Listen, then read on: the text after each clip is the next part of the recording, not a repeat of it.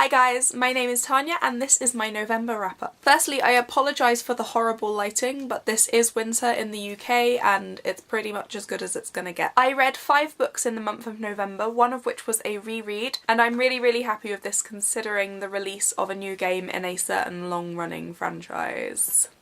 So yeah, it was a pretty good month and let's get down to it. A couple of weeks ago I posted a try a chapter tag where I reread the first chapter from some of my favourite teenage books, and consequently I ended up rereading one of them. And this was Feeling Sorry for Celia by Jacqueline Moriarty. Although I ultimately knew what happened in this book, I found that there were details that I'd forgotten, and those are some of the bits that made it one of my favourite books. So the humour between Liz and Christina, especially about school and family relationships, and the excellent development of their friendship from being strangers writing letters to each other through to being best friends by the end of the book. So I shot through this book in an evening. I would still rate it 5 stars. I absolutely loved reading it again and oh my gosh, it just made me so happy. So the 4 books that I read for the first time in November all seem to have a little bit of an LGBT plus theme to them.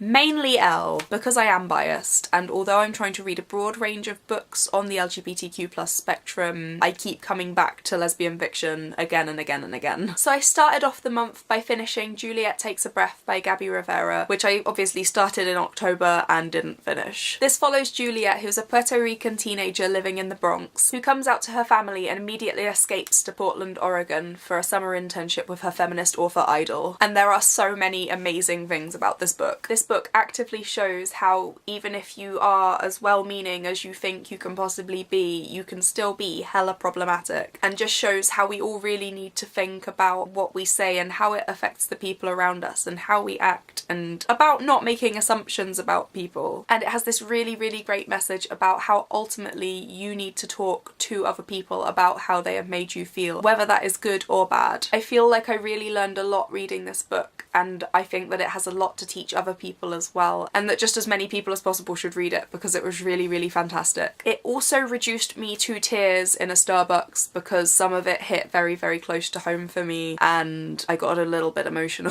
So I rated this book 5 out of 5 stars, and I know that I'm going to be thinking about it for the longest time. The next book that I read was Two Boys Kissing by David Levithan, and I borrowed this from the library. From the blurb of this book, I didn't know how it was going to work. Like, I didn't know how the story was going to be told. I knew that it followed multiple people in different situations. So you have Harry and Craig, who used to be a couple but are now just friends trying to break the world record for the longest kiss. Peter and Neil, who are a couple and they've been together for a little while now. Avery and Ryan, who have just met. And then you have Cooper, who is alone, and all the other characters that tie in around this that aren't actively individuals within the story but who are there and taking part. And the thing about this was that the standout feature of this book for me actually became the narrative style, which was used to weave everyone's stories together in this insanely beautiful way. So I don't want to say too much about it because actually figuring out what was going on with the narration and who was narrating was actually a huge, massive and heartbreaking part of reading this novel for me. But by talking about the different people who are following the main plot line, which is the world record breaking kiss, David Levithan allows himself to open up multiple aspects of life across various parts of the LGBTQ+ community, and he manages to bring a really hopeful message to all of this in spite of some of the really tragic parts of the story. So although the ending of this book was actually perfect for the story in that it probably made it work the best way that it could without being completely explicit in a way, I found it slightly frustrating because in a way there were questions that weren't answered that didn't really need to be answered, but for my brain it would have been nice to have known kind of little things like whether the kiss breaks the record and stuff like that. And I know it's fiction so it doesn't matter, but it was still just there in the back of my mind. So overall I rated this book 4 to 4.5 stars out of 5, and I would highly recommend it. So the next book that I read was Everything Leads to You by Nina LaCour. In this we follow Emmy, who is a talented production designer, and she is working on sets for a film as part of her summer internship. But she has also just been broken up with and doesn't really know what's going on with the romantic area of her life. life. Cue the discovery of a mysterious letter at an estate sale at the home of a Hollywood icon, which leads Emmy and her friend Charlotte to Ava, and the story kind of goes on from here. I really enjoyed this book, but I was getting frustrated with it because it didn't seem to be playing out like it seemed it should, and I was getting to a point with it where I just wanted to scream at Emmy to just kiss the girl already. So it was just at this point where we've had this book that's been full of different information related to kind of film studies and how the industry works and how movies work. Nina LaCour starts writing about how we all want our life to be like a movie, but actually what movies are trying to do and what a good movie will do is make you believe in it as if it were real life.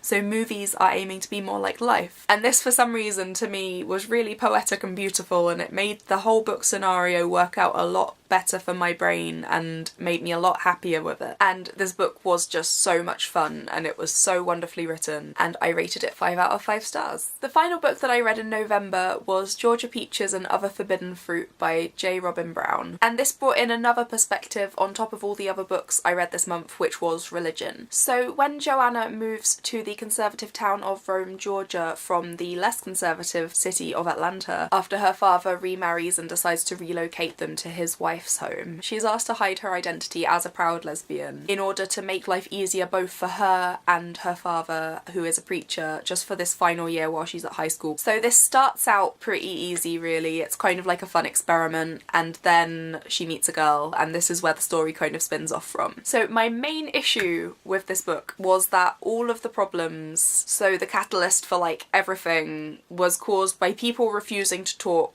to a ridiculous level. So whilst I think that larger things were able to come out of the plot from this lack of communication at some point, it was very, very stressful. I had to keep putting the book down and walking away from it because I was getting so stressed out by it, because you knew just how much things were going to blow up because people just wouldn't talk to each other. And then this is really hard to talk about because I'm not sure what I wanted from the religious aspect of this book. So it did point out that there are those that will be accepting and those that won't, and those will be less accepting but that will come around, hopefully. And that's a message that I think is important for people to hear, that there are going to be religious people out there that will be on your side. But it's just a very, very hard topic to talk about. So say, as I didn't know what I wanted from this book in terms of that, I can't really criticise it, because at least there are people trying to talk about it and write about it and put this out there in novels, that it is possible to have a Christian faith, or to have any faith, and to be gay. So overall, I had to think about my rating for this for a few days, because yes, it stressed me out, but I really enjoyed the romance and I really enjoyed the characters. Like, they all stuck with me in those few days after reading the book when I was thinking about what I was going to rate it. So at the end of the day, I settled on 4 stars because I did really enjoy a lot of aspects of this book in spite of the one stressful breakdown. So yeah, that was my November wrap up. I hope that you enjoyed it. Let me know down below if you've read any of these books, because I'd love to hear what you thought about them. And yeah, it's getting super duper close to Christmas. I hope that you're all having a really lovely time, that you're all kind of ready. I hope that you're all having an absolutely lovely day, and I will see you again very, very soon.